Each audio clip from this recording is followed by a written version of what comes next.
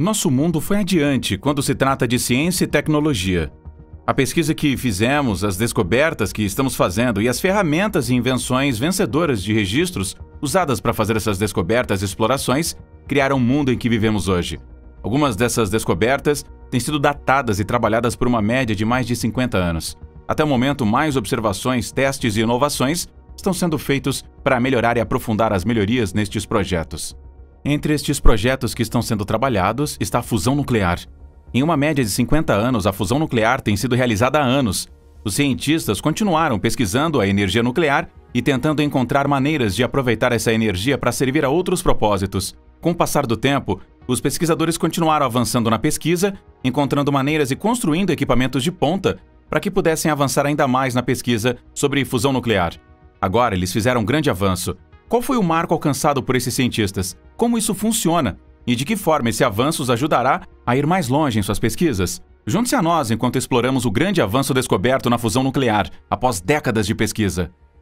A fusão nuclear, nosso tópico de hoje, é o processo no qual dois núcleos atômicos leves são formados para criar um único núcleo mais pesado e ao mesmo tempo liberar uma tremenda quantidade de energia. A reação de fusão ocorre em estado de matéria chamado plasma. O plasma é um gás quente e carregado feito de íons positivos e elétrons de movimento livre, com propriedades únicas feitas de líquidos, sólidos e gases. Esta reação é alimentada pelo Sol e por todas as outras estrelas combinadas. E para fundir isso em nosso Sol, os núcleos teriam que colidir a temperaturas incrivelmente altas a uma taxa de 10 milhões de graus Celsius. O impacto desta temperatura lhes fornece energia suficiente para ajudá-los a superar a sua repulsão elétrica mútua. Uma vez que os núcleos estejam ao redor uns dos outros a uma distância muito próxima, a atrativa força nuclear entre eles superaria a repulsão elétrica, permitindo que eles se fundissem. E para que eles conseguissem isso, os núcleos devem ser confinados dentro de um pequeno espaço para aumentar as suas chances de colisão. Quando a fusão nuclear acontece no Sol, o aumento da pressão gerada pela gravidade maciça dá espaço para a fusão nuclear. Mas isto nos deixa com uma pergunta: por que os cientistas estão estudando a energia de fusão? Desde que a teoria de fusão nuclear foi proposta e compreendida há décadas atrás, nos anos 30, vários cientistas, físicos e até mesmo engenheiros têm procurado recriar algo semelhante e aproveitá-lo ainda mais. E neste caso, a razão pela qual a busca pela recriação da fusão nuclear aqui na Terra é porque se os cientistas forem capazes de aproveitar a energia na Terra em escala industrial, o seu resultado traria mais energia e segura, sem limites, limpa e acessível para o mundo inteiro, tornando a Terra, portanto, um lugar melhor para a humanidade viver. A fusão nuclear pode gerar 4 vezes mais quilos por combustível do que a fissão, que é usada em usinas nucleares, e quase 4 milhões de vezes mais energia do que a queima de carvão ou petróleo. Agora você vê por que os cientistas participaram de tudo neste projeto. A maioria dos conceitos de reatores de fusão que estão em desenvolvimento vão usar uma mistura de trítio e deutério. Estes são átomos de hidrogênio que contêm nêutrons extras. E, em teoria, algumas gramas destes reatores são suficientes para criar 1 terajoule de energia. É a quantidade necessária que uma pessoa em um país desenvolvido precisa por mais de 60 anos. O combustível de fusão está em abundância e é muito acessível também.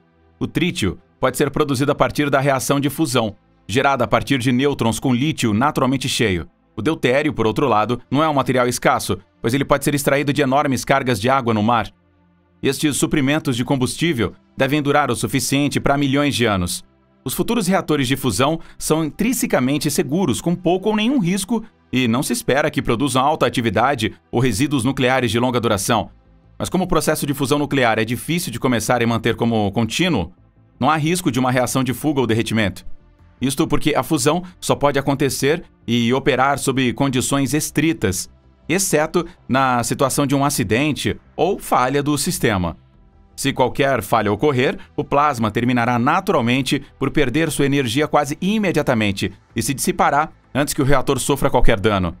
Outra coisa importante sobre a fusão nuclear é que ela não emite dióxido de carbono ou qualquer forma de gás de efeito estufa para a atmosfera terrestre.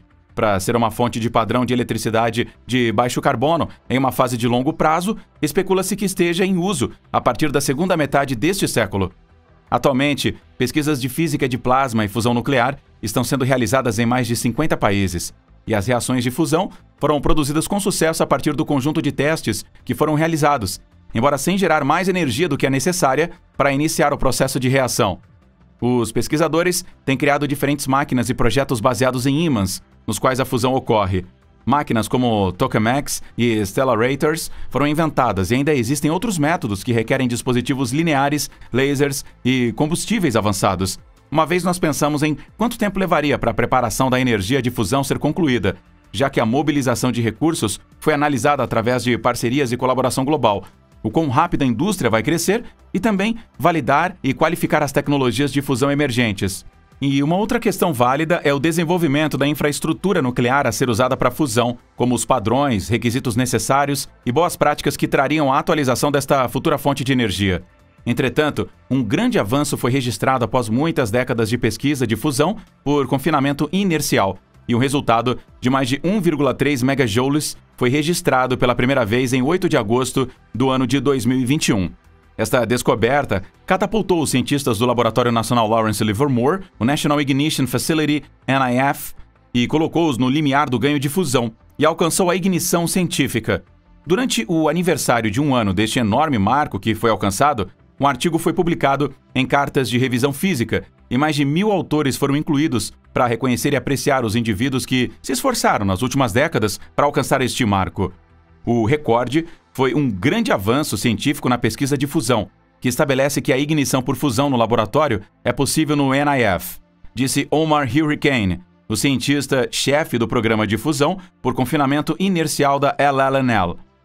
Atingir as condições necessárias para a ignição tem sido um objetivo de longa data para todas as pesquisas de fusão por confinamento inercial e abre acesso a um novo regime experimental onde o autoaquecimento das partículas alfa ultrapassa todos os mecanismos de resfriamento no plasma de fusão. Todos os resultados de realização foram detalhados nos trabalhos e também incluíram o projeto, melhorias feitas e recursos práticos adicionados. O físico do Laboratório Nacional Lawrence Livermore, Alex Zylstra, o principal experimentalista e primeiro autor do artigo experimental Physical Review E, diz que em 2020 e no início de 2021, o laboratório conduziu experimentos no período de queima de plasma pela primeira vez. Estes foram os eventos que prepararam o cenário para o lançamento do recorde.